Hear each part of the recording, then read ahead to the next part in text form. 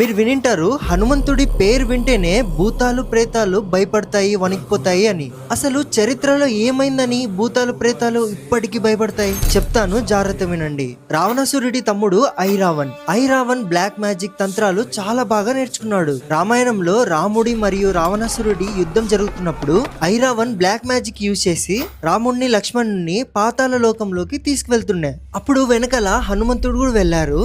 ఐరావణ్ణి హనుమంతుడు ఎంత కొడుతున్నా ఇక్కడ చనిపోతున్నాడు, మళ్ళీ అక్కడ బతుకుతున్నాడు. హనుమంతుడికి అర్థమైతుంది ఇదేదో బ్లాక్ మ్యాజిక్ జరుగుతుంది నాతో అని. అప్పుడు తెలుసుకుంటాడు హనుమంతుడు 5 దిక్కుల్లో ఉన్న దీపాలు ఒకేసారి ఆర్పితే ఐరావణ్ణి చంపచ్చు అని. కానీ 5 దిక్కుల్లో ఉన్న 5 దీపాలు ఒకేసారి ఎలా ఆర్పాలి? అప్పుడే హనుమంతుడు రౌద్ర రూపాన్ని ధరిస్తారు, పంచముఖి హనుమాన్.